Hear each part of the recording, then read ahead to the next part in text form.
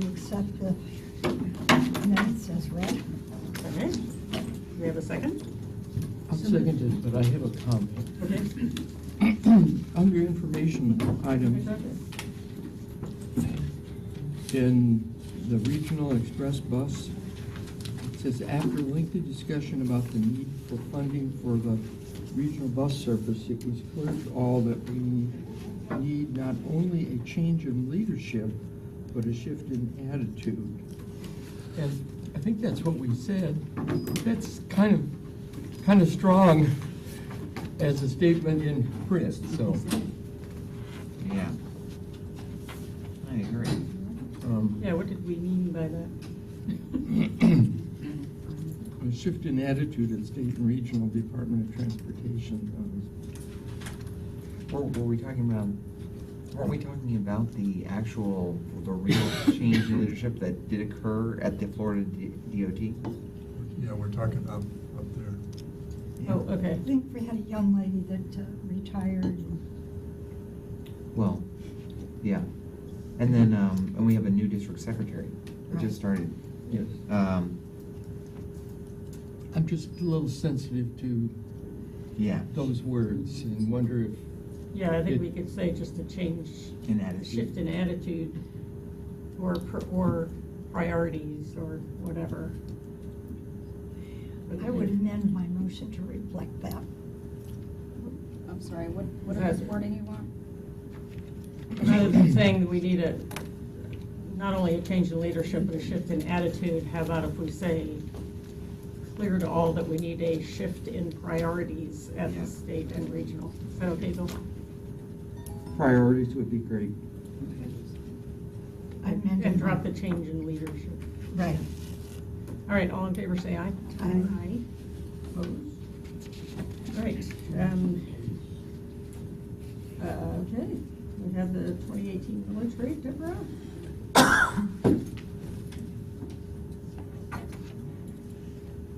Good morning, my name is Michael Hanson. I'm the- You're not Deborah. Yeah, I'm not. My name is Michael Hanson, the Director of Finance here at Pinellas Cycles Transit Authority. I bring to you today an action item on our proposed millage rate for our fiscal year 2018 budget. It's this time of the year that we set a proposed millage rate so that we can transmit it to the property appraiser's office by the August 4th deadline, so that they can get their trim notices mailed to taxpayers. Our current millage rate, currently in our fiscal year 17 budget, is 0.75 mils, and the staff is proposing to keep the millage rate the same at the 0.75 mils. This brings an additional $3.3 million of revenue in from one budget year to the next, most of which will pay to fund the union increases, the health insurance increases, as well as increases to Jolly Trolley expenses for next fiscal year. Okay. Do you need a vote on that? So the committee, the planning committee, which is responsible for the budget process of PSTA, could make a recommendation, because this will be on the board agenda. You have So a do we need to vote on presentation? whether to recommend? There is a PowerPoint that is in your packet. I don't know if we need to go through it since we're all well versed in how the trim notice works, but it's there for any questions. Well, I did have a comment on one of the pages in the PowerPoint. And it was more to a suggestion, and I actually passed it on to Mike, but on the schedule on page 5 of the PowerPoint,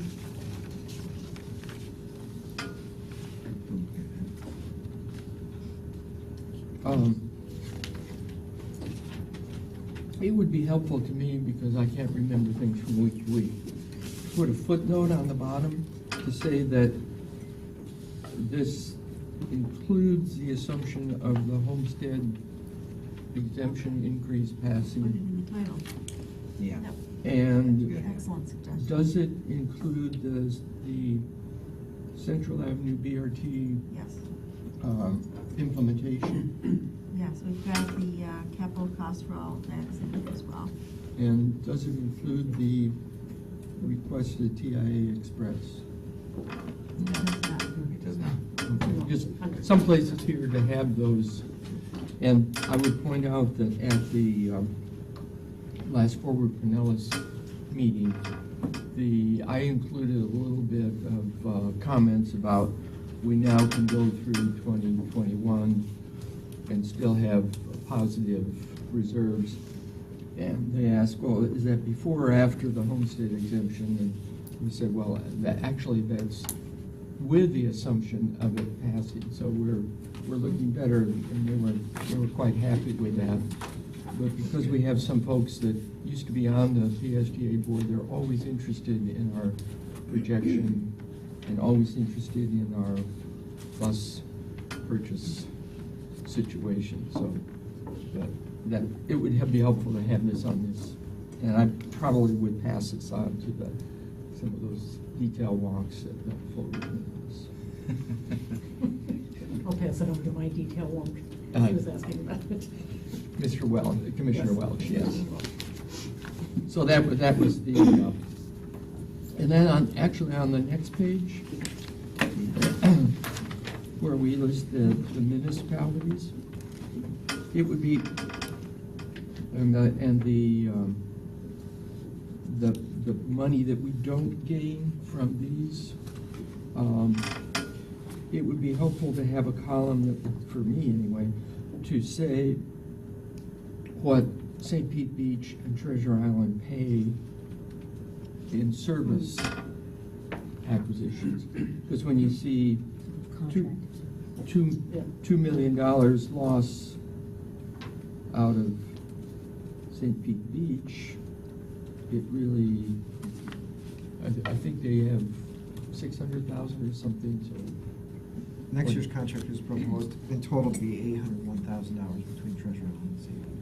Pete. The two of them combined, Yes. but to break that up and have this on We it. can do that. Why is Tierra Verde not on here? Tierra Verde's unincorporated. But it is a potential tax source, right? Correct. Is that what you were referring to? Okay, well, It's if I not a may, city. Go ahead. I'm sorry, I should have, if I may be No, that's all more. right. Go ahead. I don't know if y'all are aware of the fact that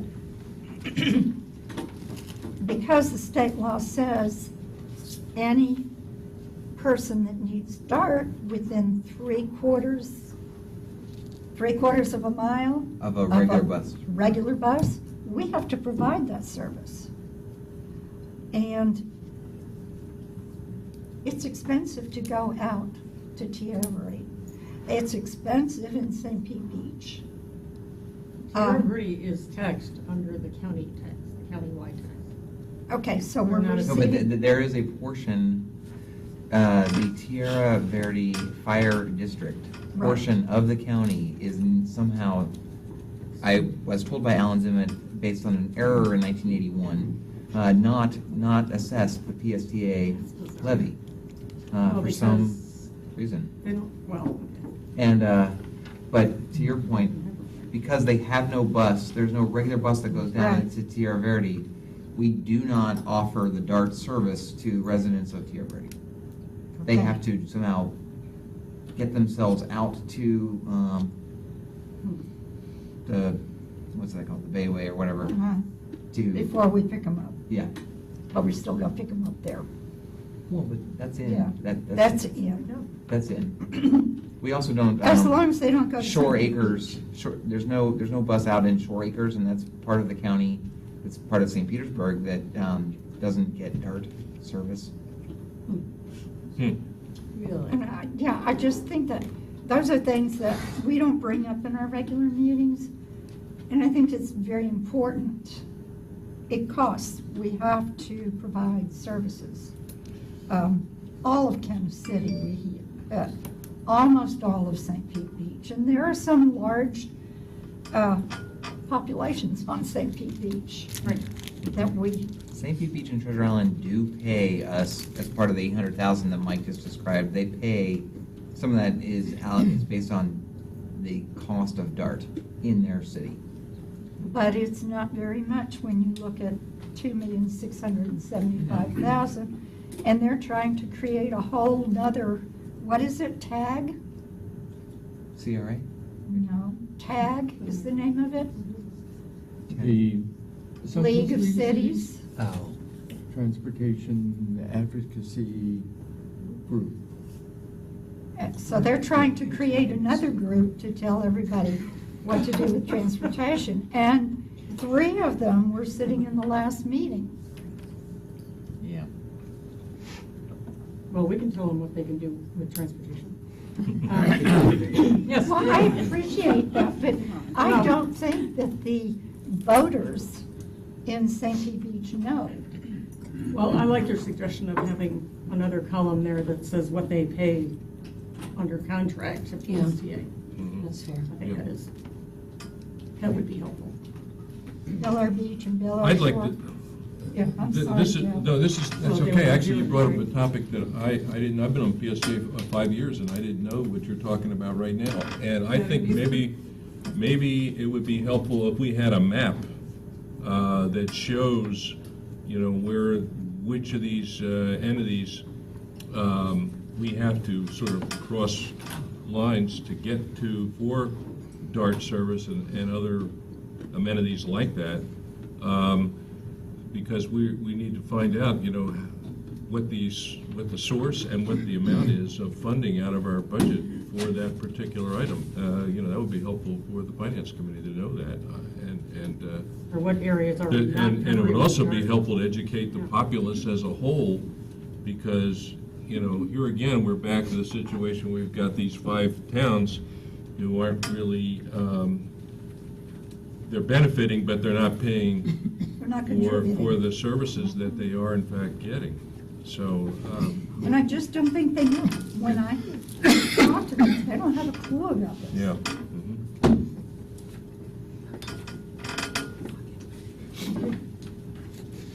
Well, Madam Chair, those were the 2 suggestions that I had to the PowerPoint. And I assume this will be moved forward to the regular Yes. agenda. This will be on the agenda, the regular action item agenda to publish the trim notice at whatever rate the board suggests. We're recommending 0.75. And the deadline that we have to is like August 4th. August 4th. And Madam Chair, do you need a motion to recommend this to the, I guess I do. I would so move. Second. Do we have a comment or a question? My question is sorry. not related, so we can. Oh, okay. All in favor of recommending this millage rate to the board? Aye. Aye. Aye. Opposed? My question is for Brad. I don't believe this was PSTA's error last year, but I seem to recall there was a question about when we published out the millage rate, there was some discrepancy in the paper. We gotta do it again. So we have a new rule in place where we're gonna send the state all of our notices in advance to get them to sign off with their perfect before publishing them. Okay, Right. thanks. Thanks for jogging my memory. Hey, Brad, you did something wrong last year. Can you remind me what it was? You're so honest. I know, I'm just kidding. Okay, PSD performance counts, Brad. Oh, okay. Reese. I was looking up the DART, see if I can find the DART map. Yeah. That would be a good thing for us to have. Yeah. Okay. This is an action item to keep us moving forward on our performance scorecard at PSTA. We've, in the month of May, after a robust discussion, we adopted a new streamlined mission and vision statement. Last month, Mark Ash was presented, I think at this committee, and then Ryan Gallivan presented the overview that we are going to implement this performance scorecard system for PSTA, which will help us focus all of our departments and all of our energies toward accomplishing goals that tie to our mission and vision. The board had a lot of good discussion about this table. I think there might have been a little bit of confusion by some of the board members. I don't think, not necessarily the members of the planning committee, but some question or suggestions on other metrics we might want to include on here or changes to them. And my response to that is what's important for the board to consider and approve is these 5 key strategies. These 5 key strategies down the left-hand side of the page. That the 5 priority areas the PSTA needs to focus on that ties directly to the 5 layers of our Path Forward strategic plan, having community support, financial stability, customer satisfaction, employee engagement, and commitment to performance. The metrics, which some board members were focusing on, which is the next column over, those are just supposed to be illustrative metrics to help the board gauge whether or not we're accomplishing those 5 key strategies. So, at least in my opinion, like I know, say Mr. Scott thought it would be better under financial stability to have operating cost per revenue mile instead of revenue hour, or have it in addition. And I want to assure the board members we keep track of statistics, a lot more statistics than this, and we certainly do keep track of operating cost per mile. It's just not necessary to have 25 metrics on here. These are just illustrative, and actually on that one, cost per revenue hour and cost per revenue mile flow together within PSTA. You can compare to other systems on both of them, and they do compare differently, but the tie between cost per hour and cost per mile is how fast our system goes. If we go really fast, then we go a lot of miles in an hour. Traffic is increasing in Pinellas County. Our miles per hour average speed is actually decreasing a little bit every single year. Cost per hour, I think, is a perfect. That's just one example, but again, it's just to emphasize that what we're really hoping the board will approve are these 5 strategies and this general framework, because then the next step in this will be to adjust the PSP performance evaluation process that the board fills out for the CEO and then for all of the employees that then ties to this.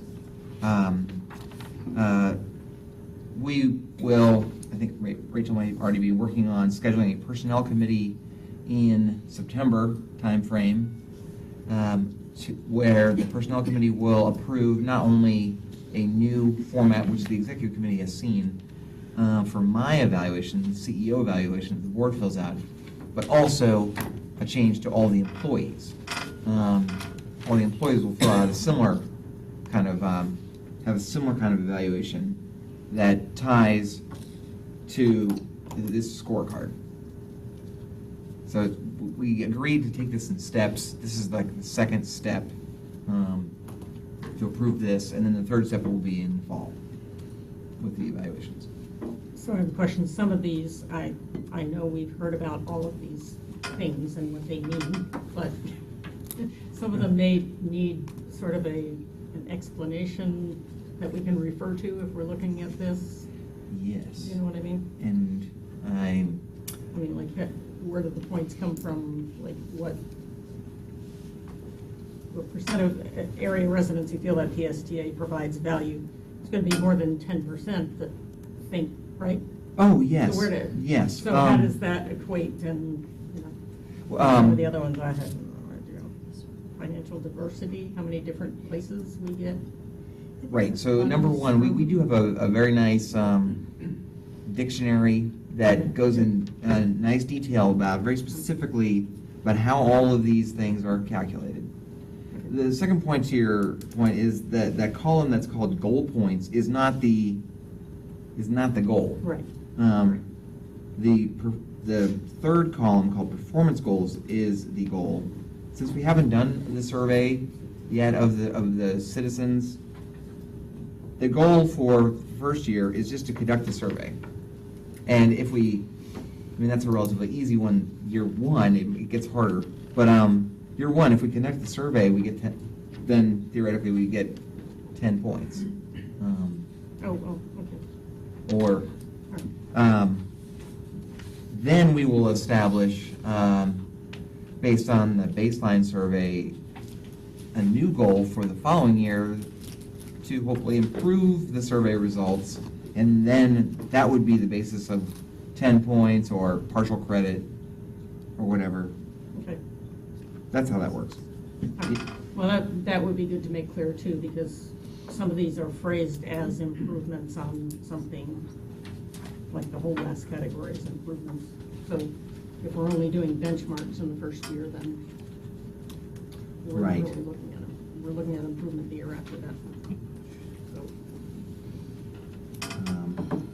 Yes, I think in the board An packet, explanation. in the board packet last month, but we did have that dictionary, and we'll make sure that's included as well. I think every time we hand this out, it ought to have an explanation, because it's very complex. Now, when Yeah. you look at it and try to, yes, Bill. And I mentioned my memory, the NPS and the ABBG, I think could be in a parentheses as to what they both mean. Yeah. NPS, I think, is Net Promoter Score. All right. ABBG, American Bus Benchmarking Group. Very good. Very good. All Excellent. right. Yeah. But Well, maybe I- that should be on the bottom as a, like, You can use It could be in an the asterisk parentheses or for those two, footnote. because it's Yeah. such a, just so you remember what that means. Just,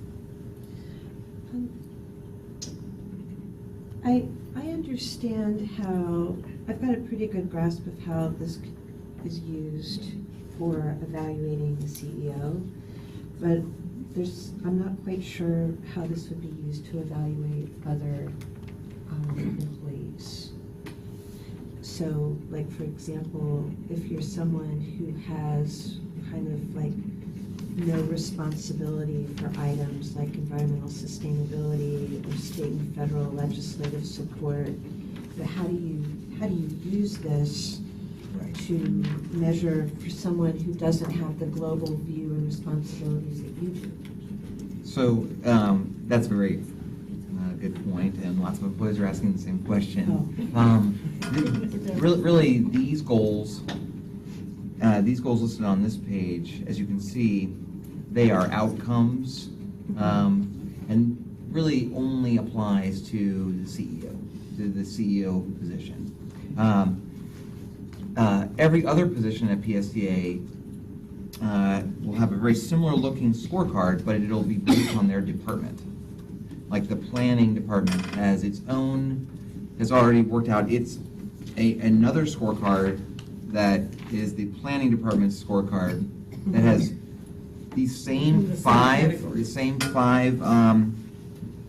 strategies, Right. but then different, more applicable, specific goals. And then it's like a family tree. Then even below that, the individual employees will have their own sort of personal scorecard that is still ties to these 5 areas, but has very specific things that they actually control.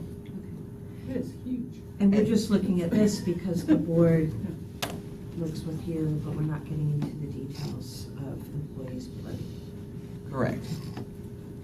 And then that's one of Mark's sort of, that's one of the outcomes of the design of this thing, is to try to keep me and the board at a higher level of these outcomes. Like, what does the community feel about PSTA? Then, as you get down to the different levels of employees, like the rec employees, they're not evaluated on outcomes, they're evaluated on outputs. How many hours or how many widgets they actually did. Can I give you an example? Yes, that would be great. So an example of this is in the planning department, we have a group that's involved in public engagement. And so we know that our contribution to community support is how many people do we interact with and they either get information about PSTA, the services, or understand how to use it better. And so the public engagement group, led by Bob Lasher, has a goal in our department goals about reaching a certain number of people and having a personal interaction with them. So we all, in the department, we'll all help with achieving that goal. Now his personal goal may be to develop a program to have an outreach to a new organization or promote a new service that we have as part of that. Again, all rolling up into that community support key strategy. But theoretically, you never know. We do the survey, and despite Bob hitting all his metrics and everything, and the department hitting all their metrics and having 500,000 community outreach events in Tarpon Springs, the survey goes down. But that's the way an outcome is. Well, and then you look at what really are the underlying factors of that outcome, if what he's doing is not. Right. I love the integration, but it's an incredible amount of work you guys are going through. I mean, it's a lot. But it's great. But it is great integration and great, adherence to the strategic plan and your basic principles. It's really enabled us to have a conversation at the department level about people setting their goals that are achievements and not effort. Right. Yeah. And I keep telling the employees when they are saying, "Oh my gosh, this is so complicated, Brad, what am I supposed to do?" That I know, and I take personal comfort in that the Jacksonville Transit Agency has just done this. And I was talking to some of the employees, and they said that, yes, when it started, they were completely overwhelmed, and then they realized that once it got going, they just had to keep track of like 1 or 2 pieces of data for their area and submit it up the food chain, and it was really no problem. Really and now they like everybody know that they're part of that success too. Yeah. That's pretty neat. Yeah. And you hopefully will see our marketing department blow this up into an enormous size. And it'll be hanging everywhere. If it looks good to Short remind the scripts. employees in the driver's lounge and stuff. Right? Yeah. So other questions about this? Is there anything we need to do about this today? Well, to recommend. Recommend approval. Yeah. I would recommend moving this forward for review by the Second. board as a whole. Could we be specific about what this is? Oh, the performance counts scorecard. Second. Okay. Any other questions? All in favor, say aye. Aye. Opposed?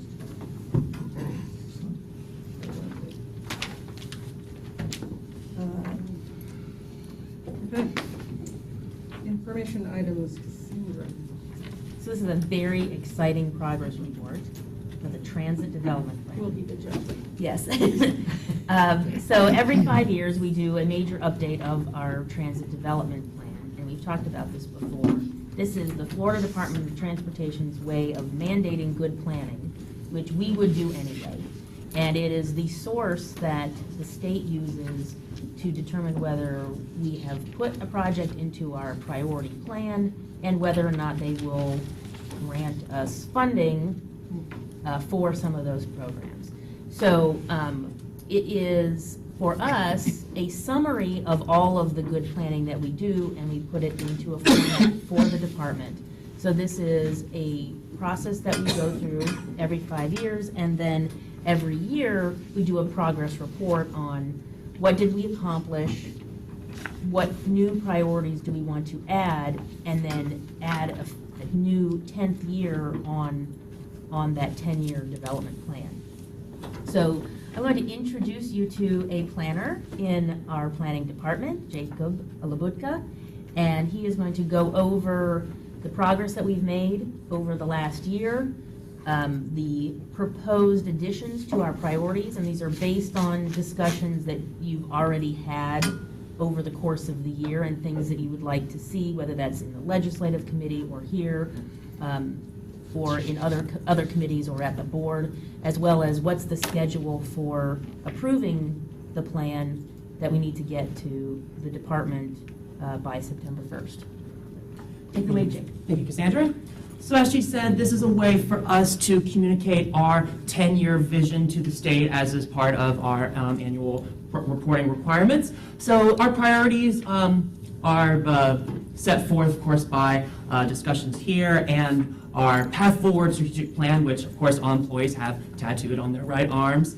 This helps provide the foundation for other transit elements of other plans, like the LRTP with the MPO and TVARDA's master plan. And as Cassandra said, these priorities are, this document just summarizes the priorities. It's not creating new projects for us, it's just highlighting the great work we do here together each and every day. So of course, these priorities are set forth in committee meetings like this and at the board. There are legislative priorities, Ford Palace priorities, TMA leadership group priorities, what have you. So our major update is due every 5 years. Our last one was done in 2015. So last year was our first progress report, and this year is our second. So, and of course, this provides us an opportunity for us to provide updates on our ongoing priorities, as well as add additional ones that come up over the course of the year. And then we're also able to add that new 10th year to our financial plan. So some general accomplishments that are highlighted in this year's TDP that we were all able to accomplish together this year. We went full steam ahead towards the conclusion of our system redesign, the recommendations of which come from our community bus plan. This included some improvements that were done in October 2016, as well as our incremental expansion in February 2017. One important thing that's good to note about that is half of the funding for that, about $1 million, is funded through a service development grant through the state for 2 years. And this example really demonstrates the importance of ensuring that these priorities are included in this document, because it, I mean, of course, it highlights all the wonderful things we do, but it really does translate into real funding opportunities by making sure that things like that are included. We also went full steam ahead with our great innovative programs here at PSTA. We were able to expand Direct Connect from just 2 pilot stops to 8 stops that now encompass the entire county. We were able to win additional mobility enhancement grant awards to continue our very successful TD late shift program. And we were also able to initiate planning for the Mobility on Demand project, or as I like to call it, the project with many names, which is better known to you as the Sandbox project or Paratransit on Demand. And that is projected to begin the pilot trial in early of next year. We also had very successful special event partnerships this year, including several park and rides, such as the Spring Break Park and Ride between Clearwater and Clearwater Beach, the Park and Ride for Spring Training in Dunedin, and the Park and Ride for St. Pete Pride, which was very successful. On the day of the event, the Route 5, which was the route used for the Park and Ride. On a typical Saturday, ridership for that route would only be about 300 people, but on that day, it skyrocketed to 1,700 people. It was a very successful event. The lot was over capacity, and as shown by that picture on the top right, there was a line of about a block long of people just waiting to get onto the bus to get up to the parade. So that was a really successful event, and it was a really fun event to be a part of. We were also able to secure funding partnerships for Phase 2 of our shelter deployment plan. So we also made many accomplishments of our ongoing priority projects. For Central Avenue BRT, by the time that this minor update of the TDP is submitted, we will have submitted our Small Starts grant for BRT, which is due in late August. And we are also an ongoing participant in the Downtown Circulator study, which, when it will begin revenue service, it'll be an excellent local downtown complement to the BRT service. We're also able to do more operational enhancements, which was mostly done with our February service change by doing span of service and weekend frequency improvements. There's also a lot going on in Clearwater Beach. We were able to finish construction procurement for our Clearwater Beach Transit Center, and that construction on that should be done before spring break of next year. We will also be able to We were included in the state budget for PD&E for the Clearwater Busway, and in addition, $1 million of state funding was awarded for the design of said busway. We also made some more progress on our Tampa Bay Express bus initiatives. We are part of a bus on shoulder study, which is currently underway by FDOT. We also were able to continue our pattern of being able to sustainably replace our fleet. We got a series of BAE hybrid electric buses in, as well as the approval of electric bus demonstration, which will be part of that downtown circulator route, which should go into service of fall of next year. And we'll also be able to begin scoping for the conceptual design of the much talked about Clearwater Intermodal Center. But in addition to these ongoing priorities, there are several additional priority projects that we wanted to make sure was added to the list. These have been alluded to before, but we wanted to make sure that these are clearly spelled out in this year's minor update. So to begin with that, we want to make sure that the integrated transit smartphone app development is included in this year's minor update. So just to go into a little more about that, what that will eventually look like, on the top right-hand corner are screenshots from my phone of the transit app on the left, a trip planning application, and on the right is, of course, our famed Flamingo app. So the end goal of this project is to combine the functionalities of these two apps to have a one-stop shop place for all your transit needs, so you can plan your trip and pay your fare all in one seamless transaction. So that's something we would like to get accomplished in the next 10 years. We're also looking to explore options for an autonomous vehicle pilot in downtown St. Pete. The picture on the bottom right is a very adorable vehicle, which is how a lot of these autonomous vehicle pilots, the vehicles that they use throughout the country. We're also looking to secure construction funding for our Clearwater Beach busway along the causeway. And we want to enable bus on shoulders on I-275 following the completion of the study that is underway by FDOT. So these, the listing of tenure priorities, which are included in your packet. I'm not going to go over all of these, but this is our vision from 2018 to 2027. This is virtually the same as last year, but as I mentioned, we were able to add our additional priority projects outlined to be included in these lists. So our schedule going forward, yesterday this was presented to track, and of course today this is being presented to you all.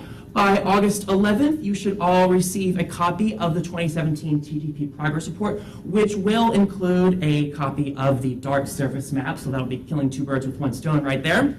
And, and on August 23rd, of course, this will be an action item that goes before the board for the approval of this document, and then we will submit this to FDOT by September 1st.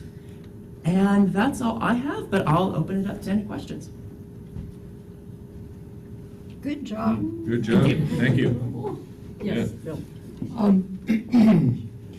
Some of this is from my experience trying to ride the bus a little bit more frequently last month. Park and rides.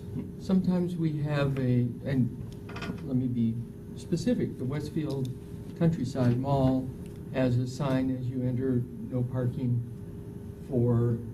unless you're going to the shops. Well, I was riding the bus, and I'm wondering if someplace along the line we can identify a plan to try to identify some park and rides. Another thing. Are you self-reporting a violation? Yes. First they didn't. Whoa! And it makes a lot of sense because, like, one of the times I did that, then I went into Brickstore and bought a little head pillow for my trip to Europe. So there is a co-benefit, but I would like us to identify that as an opportunity. We have another opportunity up there at that particular shopping center in that there's no handicapped accessible way from the bus stop from the main bus stop, which is on the north side, into the shopping mall, unless they go out into the driveway where the cars go in. At some time in the future, I hope that downtown Clearwater will have a circulator that will go from the waterfront up to the main downtown area and the developing apartment complexes that are in downtown. And the last thing that I'd like to see is increasing the effectiveness of routes, meaning having some routes. I think the BRT, the Central Avenue BRT is one, the circulator in St. Pete is another one, where the frequency is increased such that it really encourages transit-oriented development along those routes, and we get a chance to show how a productive route can operate, rather than the routes that we typically have. I know we have some that are 15 minutes, but most of them are 20 or 30-minute routes. And as we look forward to the future, this is kind of the next community bus plan comprehensive, but I'd like to identify that as a strategy that we move forward on.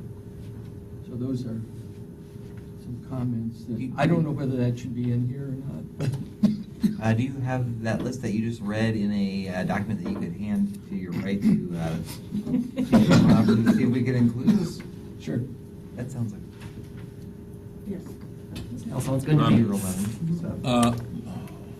I hate to sort of beat a dead horse, but in the additional priority projects, are we sort of abandoning the TIA to Clearwater and to St. Pete bus or transit thing in some area?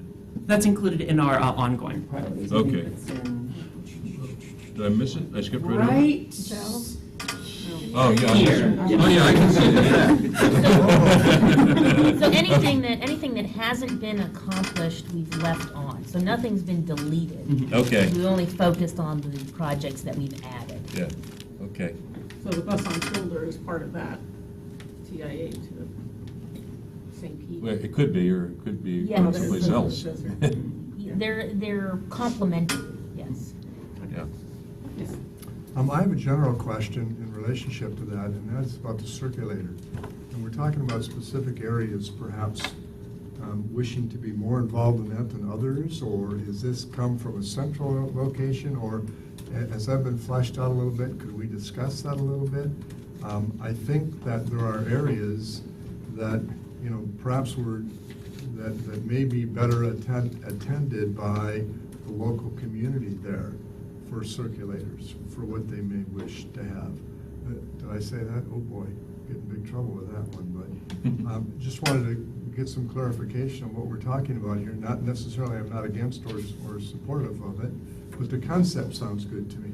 The concept of having the circulators in some of these areas is appetizing. Now, obviously, the PSTA as an organization may have a budget issue relating to that. And I'm just asking, is there another, I hate to use the word avenue, another approach to this that might be successful? So are we talking about attempting to do this within the PSTA and do this within the PSTA budget, circulator concept, or another way? Or are there other ways? Or have we discussed other Yes. ways? Just go. So if I may, so let's just take the example of the St. Pete downtown circulator. The city of St. Petersburg supports the downtown looper, and we do as well as part of a public transportation system. We are working very hard to put the technologies on that circulator system so that when somebody tries to get a ride, they see the entirety of the opportunities for public transportation. So we often, when there's changes to a service like that, we get engaged because we want people who are riding the system to have a one-stop shop. So as part of your question of having maybe separate operators or having the city do this and us do something else, we try to keep it all one system. The other part of what I think you're getting at is the expansion of the looper that we're discussing and changing of the route, we are paying a portion of the study for that because it benefits us and our system and the Central Avenue BRT. The DOT is paying the other half of that study portion. Now that we've come to the end of our study and have a recommendation, we've taken the incremental cost of what the service is today and the expansion, and we've applied for a service development grant. And we think that we are the best opportunity for this FDOT district to get money from central office. So that $600,000 expansion would be paid half by the service development grant, and the other half would be split between the city and PSTA. And so we have had discussions with City Council and the mayor about having operational support at the city level, so it's not entirely burdened onto PSTA as it is a benefit directly for the city of St. Petersburg. So we're talking over here, and then we switched to Clearwater, and we said, hey, Clearwater would perhaps like to be doing this.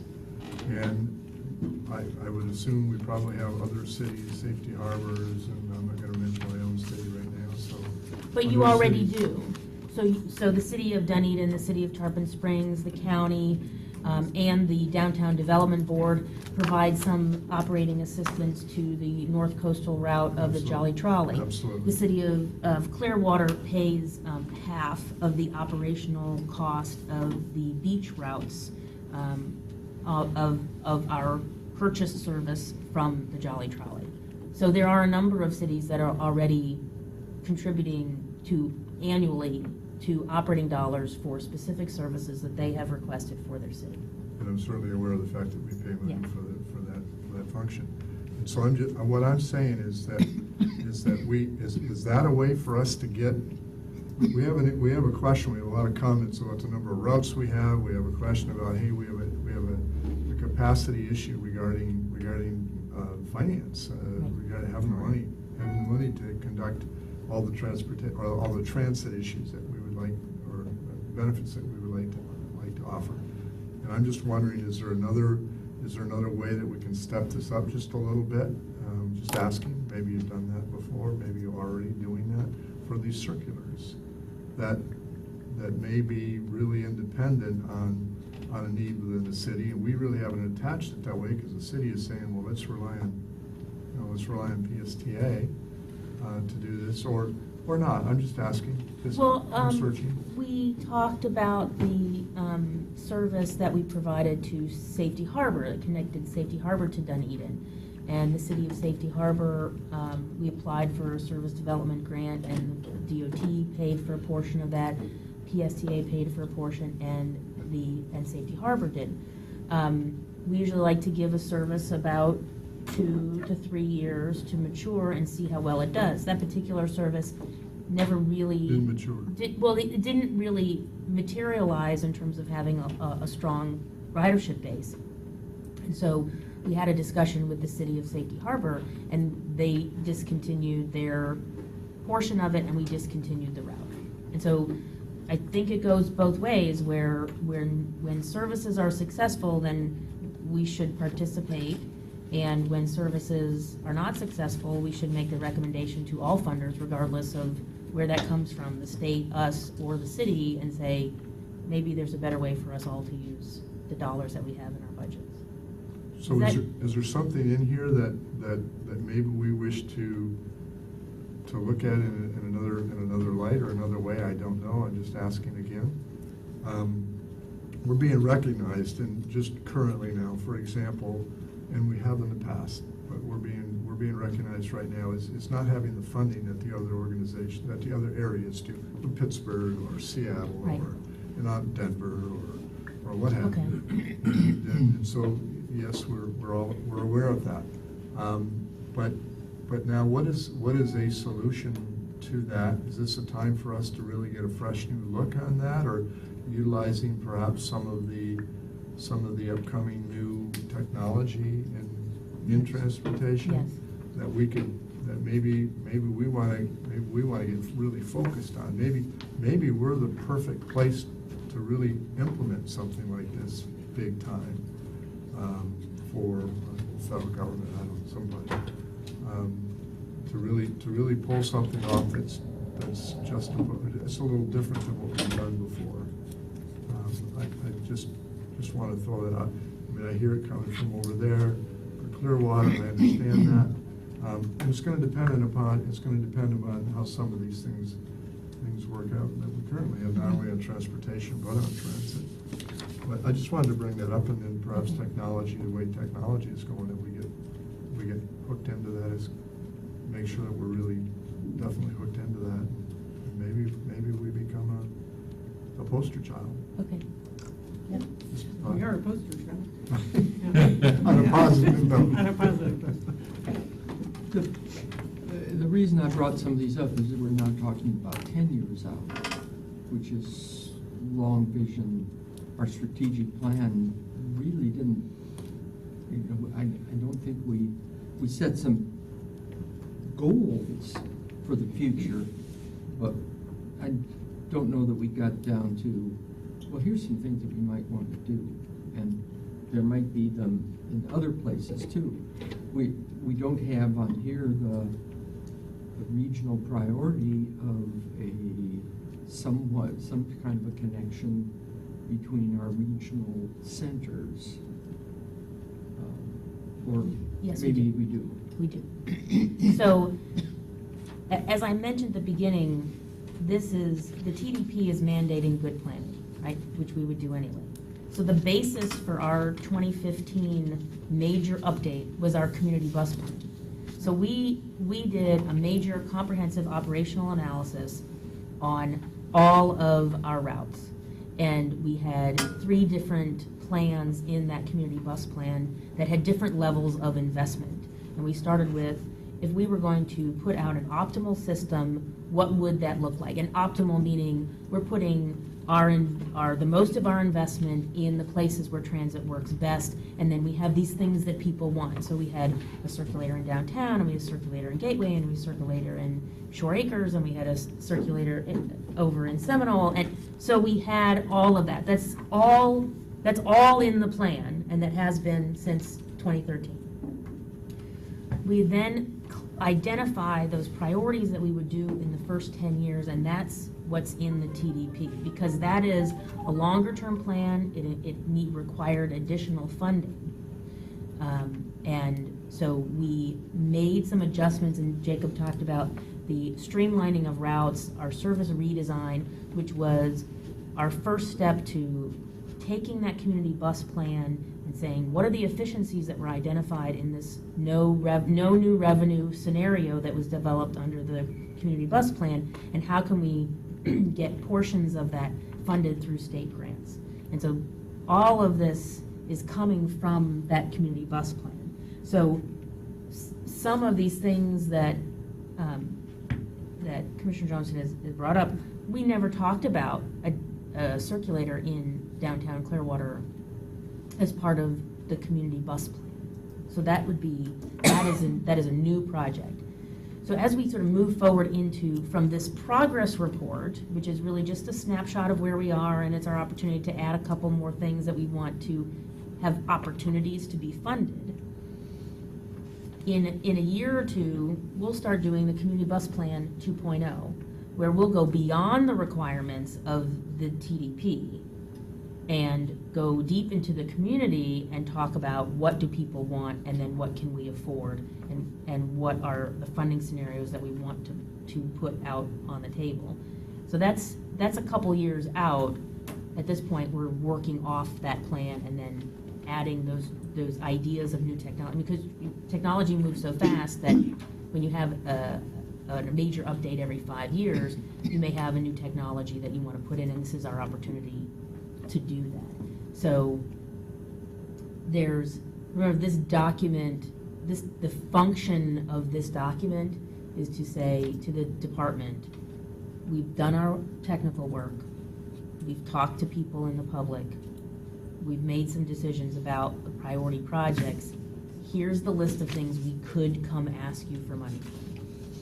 because the first question they ask is this in your TDP? Is this something that you planned or came out of the blue? And there's also a question that our elected officials at the state and federal level will ask is, this rolls up into the long-range transportation plan, and the community bus plan, which looked much further out than 10 years, became the transit element of that long-range transportation plan. So the first question that state and federal elected officials ask us when we put a grant out and we ask for a letter of support from them is this in your plan? Is it in the MPO's plan? Have you thought about this, or is this something that you decided on a whim? And I think, so that really is the function of this, is to say, we're clear about our priorities. We set our priorities, we have a plan for how we're going to implement them, and we have a vision of what we could do if, oh, by the way, state, you gave us more money. So I have a question in terms of regional priorities, and I don't know if that's, I can hardly read that, but assuming we get, or we continue doing meaningful regional planning and come up with some system that we want to be a part of that's, bigger than us. Mm-hmm. Does this plan speak just to Pinellas County, or would those sorts of things end up on here as well? So we have in community bus plan, and maybe for a discussion with the board, we need to put up the vision map of the community bus plan and kind of dig into that a little bit. Yeah, it's probably been a while since. Yeah, so we have a series of regional routes that we've put into our community bus plan. Some of those regional routes have come up through the T-BARTA master plan. Some of those regional routes have come up through our alternatives analysis. Some have come up through the MPO work and our partnership with them. And then some of them have come out through the public engagement. And so, but it is a network of regional services, and the map even goes beyond Pinellas County to say, our beach to TIA Express is on that map. An express service from downtown St. Pete to downtown Tampa is on that map. A connection from Pasco County down McMullen Booth or US 19 through Gateway to Hillsborough County is on that map. But interestingly, to your point, the state legislature, when they just passed and the governor signed this new T-BARTA legislation, this new Tampa Bay Area Regional Transit Authority, the new and improved T-BARTA, the legislation actually lists it as one of their things they're supposed to do is change this process where PSTA does its own TDP, Hillsborough Hart does their own TDP, and Pasco does their own, to one regional. It says one of the functions of the new improved T-BARTA is to make one Tampa Bay TDP. So that it would no longer be just a PSTA only one. It would be theoretically the whole one. The problem is that the legislature didn't give T-BARTA any money to do it. That's been the problem. So probably for the time being, it'll be Jacobs stapled to Hart, stapled to Pasco. I have one other question. I don't want to throw a monkey wrench into anything else that we did here, because this is really, tremendous in terms of getting it all in front of everybody. Do we have any kind of a quantifiable priority? In other words, these are our priorities, but what's number one, what's number two, and so on? That's a different issue perhaps than the overall list, but we're always going to be short on money. We're never going to get enough money. So how do we know which ones we really got to press hard on, and which ones are we can live without if we have to? So we aren't required in the TDP to list them by priority here. But we are required to do that when we talk to the MPO. And so that allows us to have a more fluid conversation with the MPO about what is our number one priority. And so we are allowed to have that conversation not once a year when we send in this list, but all the time, and adjust if we see fit.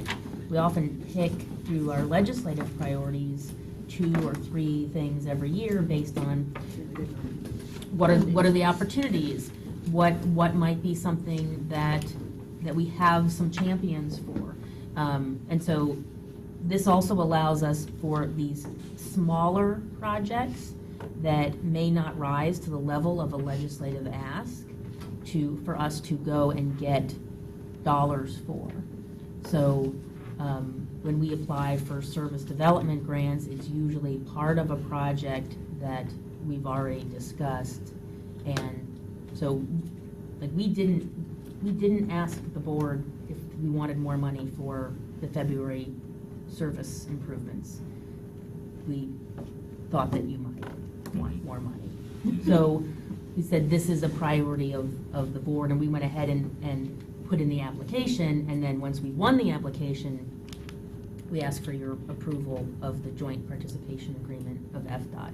So this list allows us to pull things off. Sometimes we get a call from the department and they say, another agency somewhere else across the state sent their money back to central office for a particular program. What do you have that would qualify under this program? And we go to this list and we pick the project that meets the department goals at the time. It can be this new secretary has a particular agenda, and we pick the project that is most likely to succeed. And so there's pluses and minuses for us to have that priority discussion.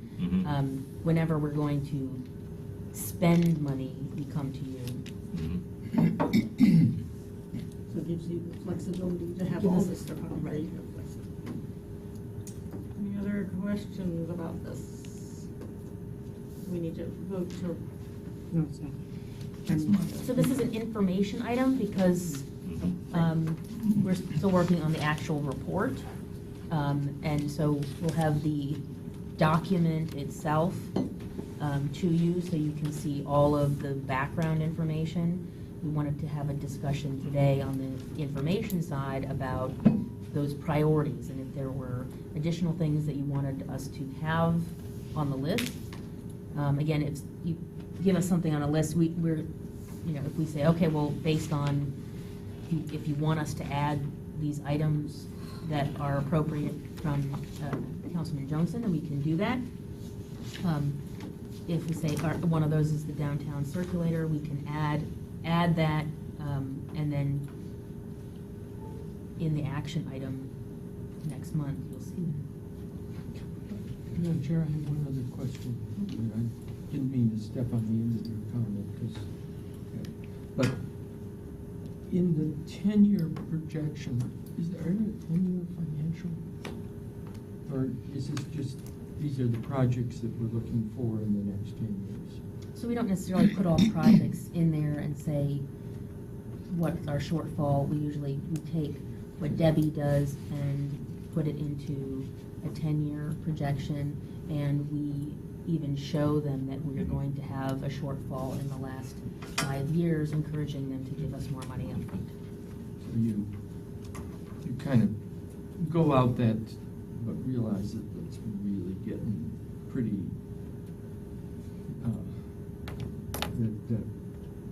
the certainty of it gets pretty weak out there. Yes.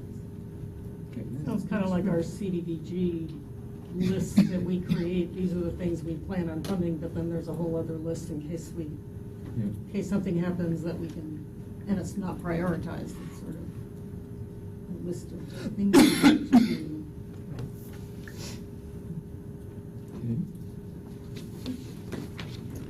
All right. All right. Thank you, Jacob. Great job. Thank you. Yeah. Thank you. Is this going to the board? Is this going to be on the board agenda as an information item? According to the PowerPoint, it's going in the August agenda. Okay, I just want to make sure that this was just an action item. If there were any. It'll be an action item next month. So, but For us, or I mean, for going to the board, if there were other pieces of information that you wanted included in the PowerPoint, such as the community bus plan map, maybe the DART map would be something that you want to see in there. We can pull out some additional information to make sure that when this becomes an action item to the board, the committee feels like it has the information that's helpful to the conversation. Let us know. That was it. Yeah. Okay. Future meeting subjects? Well, in addition to TDP coming for an action item next month,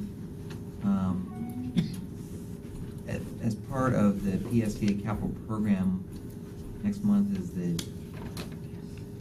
so much anticipated discussion about the buses that will, the type of buses that we'll purchase within our capital improvement program. And I know you're looking forward to. Right. They're only as good as their last day around here.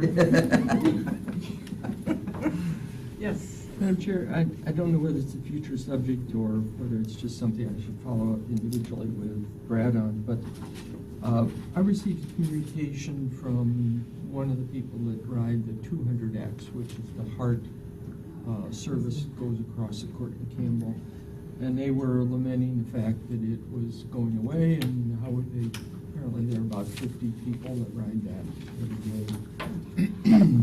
And I had replied to them that well, perhaps they would want to create a van pool under the T-BARTA van pool program, but did anything else, was there any additional, and I had forwarded that, I think, to Brad, did anything happen to that, or any follow-up on that, or maybe I could just ask that you do make sure you respond to them or check back with them. So that's all. Well, I've received several comments from riders of that 200X, which HART operates between Hillsborough and Pinellas, but has ridership going in both directions. Most of which say, well, HART's cutting it, so PSTA, we really need you to add it. And I'll have to check, but I thought I responded, but sorry if I didn't copy you. I'll make sure you get a copy of what we responded to.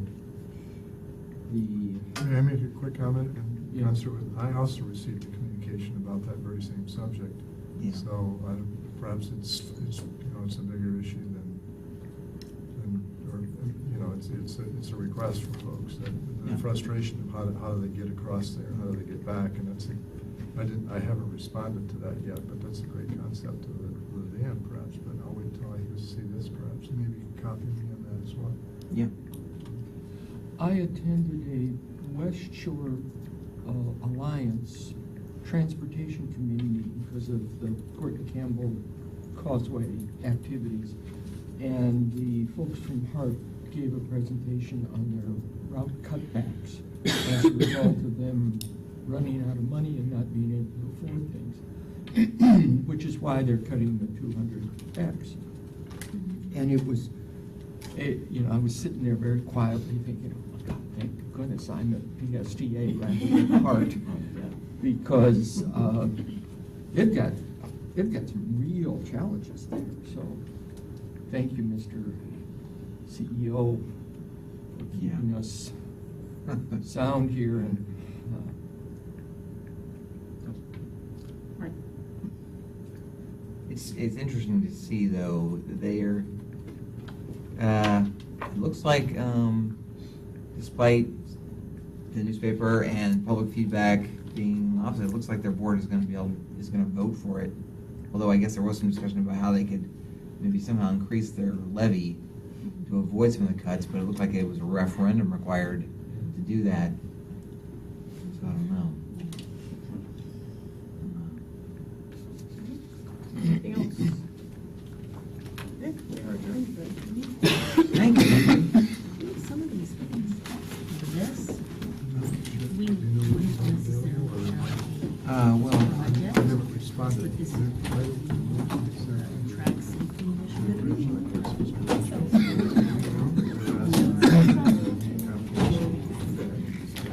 supporting them, talking to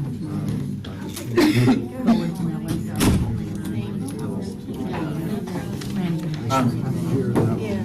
because we don't really have jurisdiction over this. This is Brad, Pinellas. Brad.